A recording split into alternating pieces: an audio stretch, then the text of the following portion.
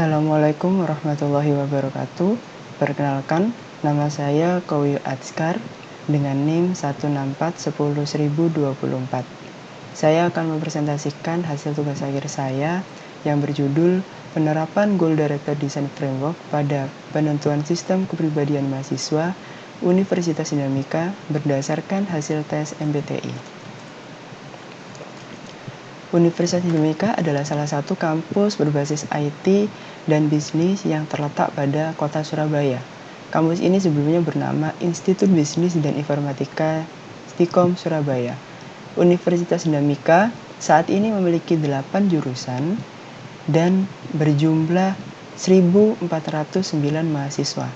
Dari total mahasiswa di berbagai prodi tersebut pasti pernah mengalami stres ketika menghadapi permasalahan yang tidak dapat mereka selesaikan secara mandiri. Dalam mengatasi permasalahan yang terjadi pada mahasiswa juga tidak dapat dilakukan secara instan. Perlu dilakukan pemahaman pada diri sendiri. Untuk mencapai titik tersebut juga ada fase perubahan yang akan dilalui, yang dimana fase tersebut secara tidak langsung juga berpengaruh pada setiap individu pada tingkat stres yang berbeda-beda. Selain itu, karakteristik pelajar juga ditemukan sangat relevan dalam mengukur motivasi belajar dan kemandirian mahasiswa dalam belajar.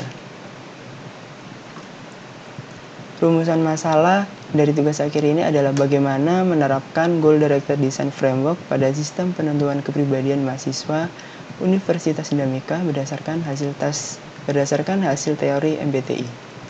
Batasan masalah yang pertama, aplikasi tes kepribadian hanya diperuntukkan mahasiswa di Universitas Dinamika. Kemudian, penelitian ini mengambil studi kasus pada bagian konseling di Universitas Dinamika.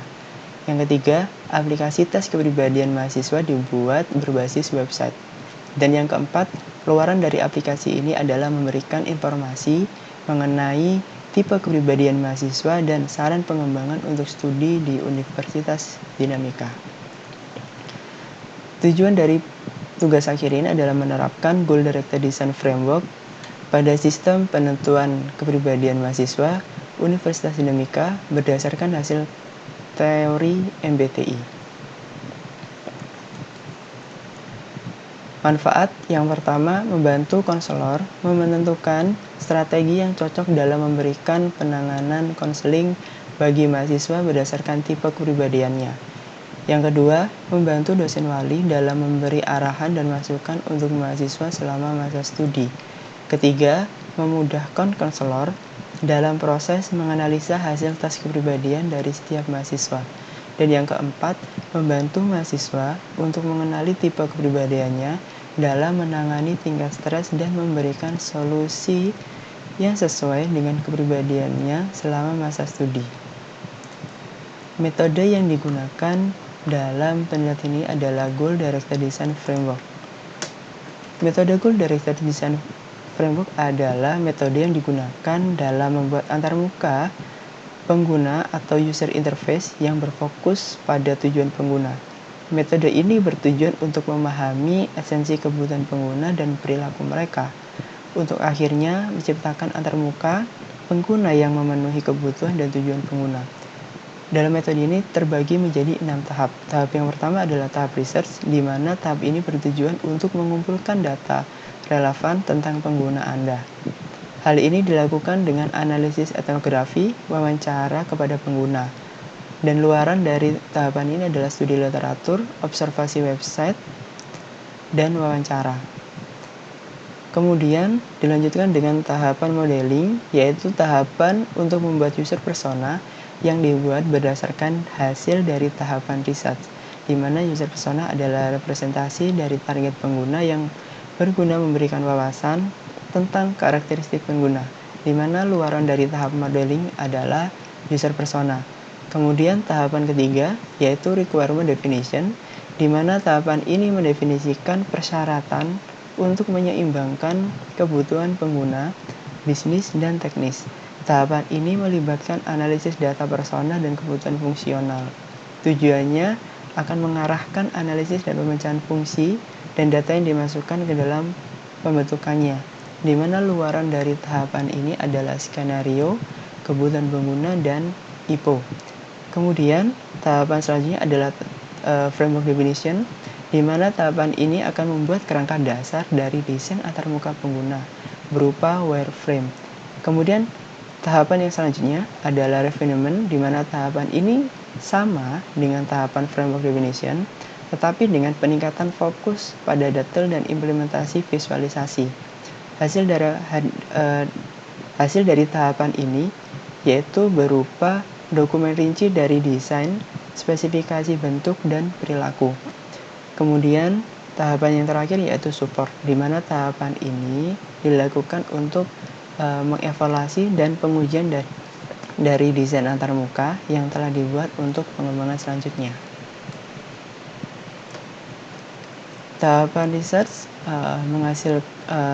yang dimana tadi tahap research adalah tahapan awal, yaitu untuk mengobservasi dari website kompetitor, di mana website yang sejenis dengan topik tugas akhir adalah 3, diambil dari 3 peringkat teratas pencarian, yaitu 1%, 16 personalities, dan juga psikologila.id, di mana 3 website ini memiliki fitur untuk mengetahui tipe kepribadian.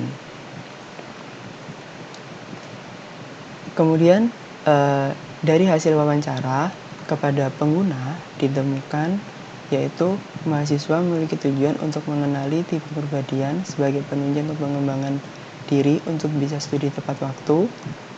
Kedua, yaitu dosen wali, di mana tujuannya untuk membantu mahasiswa untuk bisa studi tepat waktu dengan memberikan arahan dan masukan selama perkuliahan. Kemudian, tujuan dari konselor sendiri memberikan bimbingan dan konseling kepada mahasiswa berdasarkan tipe kepribadiannya. Dan tujuan dari wakil rektor 3 sendiri mengembangkan potensi mahasiswa dari segi akademik dan non-akademik.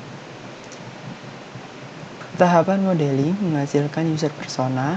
Ini adalah user persona mahasiswa yang terdiri dari 2 mahasiswa, yang dapat disimpulkan bahwa tujuan dari mahasiswa adalah lebih mengenali diri sendiri melalui tipe kepribadiannya untuk penunjang studi tepat waktu. Kemudian, untuk user persona dosen wali memiliki tujuan membantu mahasiswa untuk bisa studi tepat waktu. Untuk hasil user persona konselor memiliki tujuan memberikan bimbingan dan konseling kepada mahasiswa dan mengetahui kepribadian mahasiswa. Dan untuk user persona dari wakil rektor 3 yaitu pengembangan mahasiswa dari segi akademik dan non-akademik. Di tahapan requirement definition menghasilkan analisis kebutuhan pengguna. Ini adalah analisis kebutuhan pengguna untuk konselor, yaitu untuk mengelola data master, kemudian melihat tipe kepribadian mahasiswa. Lalu untuk analisis kebutuhan pengguna dari mahasiswa sendiri, yaitu mengerjakan tes kepribadian, melihat hasil tes kepribadian,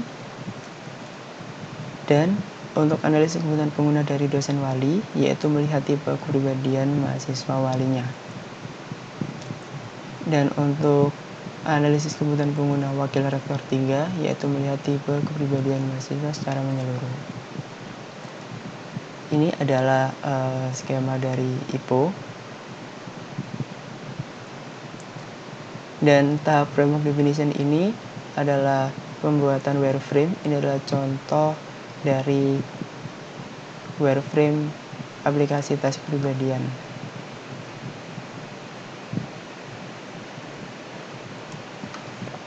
Lalu pada tahap refinement, yaitu pembuatan aplikasi,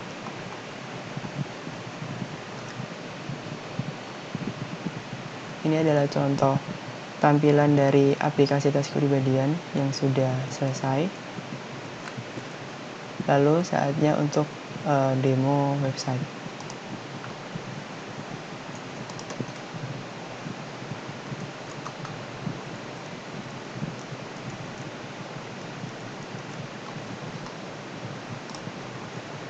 Di sini yang pertama kali kita mencoba user pertama yaitu konselor. di mana konselor ini juga sebagai admin dari aplikasi tes kepribadian ini yang akan mengelola semua data.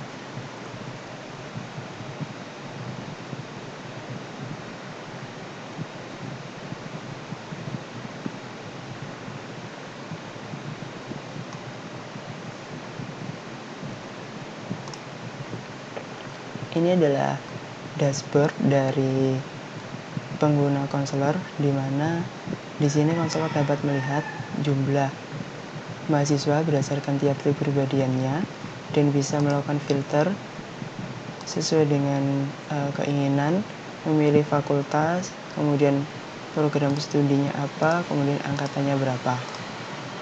Dan di sini pengguna konselor dapat melihat daftar riwayat tes kepribadian mahasiswa yang terbaru beserta hasil tes kepribadiannya. Kemudian di sini ada menu mahasiswa, di mana menu mahasiswa ini berisikan data-data mahasiswa secara keseluruhan. Kemudian untuk di menu kepribadian ini digunakan untuk mengelola data terkait tes kepribadian, mulai dari dimensi kepribadian seperti introvert atau extrovert, intuitif atau sensori, kemudian kelompok warna untuk pengelompokan setiap kepribadiannya, dan tipe kepribadian sendiri yang menggunakan teori MBTI yang terbagi menjadi 16 tipe kepribadian, di mana setiap master ini pengguna konselor dapat mengelolanya, dapat menambahkan maupun melihat dan serta mengedit.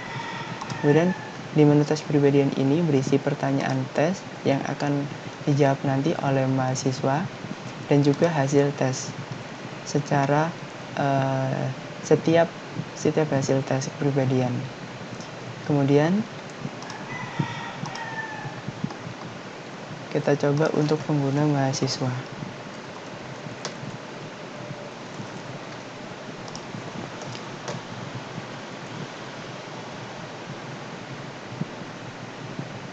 Di mana di pengguna mahasiswa ini terdiri dari dua menu, yaitu dashboard dan juga tipe kepribadian. Jadi ketika pengguna mahasiswa setelah login akan ditampilkan tipe kepribadiannya berdasarkan tes kepribadiannya yang terbaru atau yang terakhir. Dan di sini dapat dilihat persentase dari setiap dimensi kepribadiannya. Jadi mahasiswa tersebut lebih cenderung ke arah mana.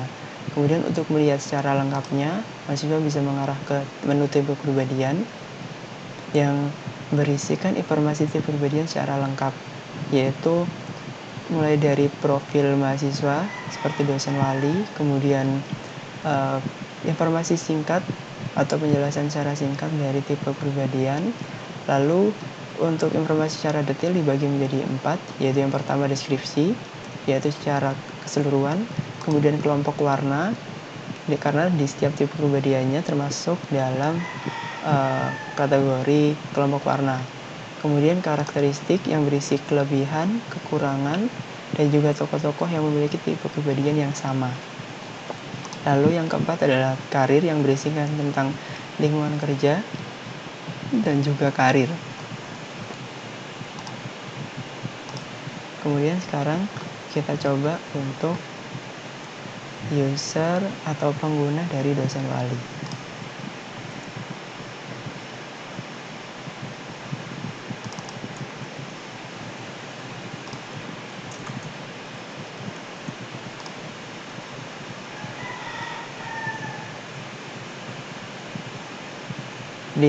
Di aplikasi pengguna dosen wali terdapat dua menu, yaitu dashboard dan juga mahasiswa wali, di mana di halaman dashboard berisikan dua grafik. Yang pertama adalah grafik dari jumlah mahasiswa berdasarkan tipe kepribadian mahasiswa di prodi S1 Sistem Informasi, di mana dosen wali dapat memfilter berdasarkan angkatannya. Kemudian grafik yang kedua berisikan jumlah mahasiswa berdasarkan tipe kepribadian dari mahasiswa wali dan dapat difilter berdasarkan angkatan. Kemudian pengguna dosen wali juga dapat melihat daftar riwayat tes kepribadian mahasiswa wali yang terbaru.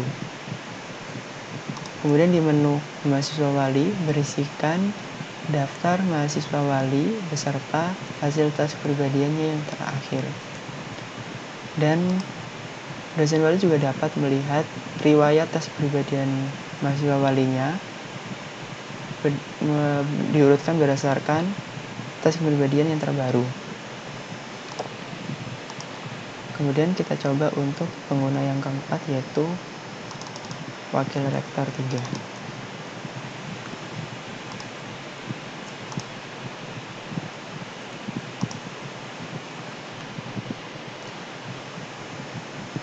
Di mana pada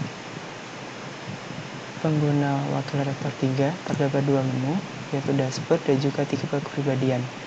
Di sini pengguna wakil rektor 3 dapat melihat jumlah mahasiswa di setiap tipe kepribadiannya dan dapat melakukan filter sesuai dengan keinginan yang terdiri dari fakultas, program studi, dan juga angkatan.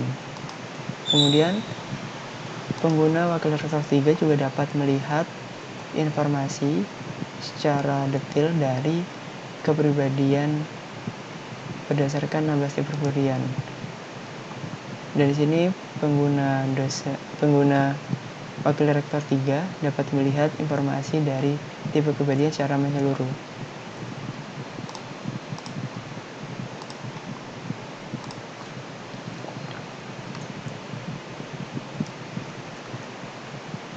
Lanjutnya dia lanjutkan dengan tahapan support, yang dimana tahapan support ini dilakukan pengujian kepada pengguna, yaitu dengan memberikan tugas-tugas di mana pengguna berhasil menyelesaikan tugas-tugas yang telah diberikan, dan secara fungsional aplikasi sudah dapat berjalan semua.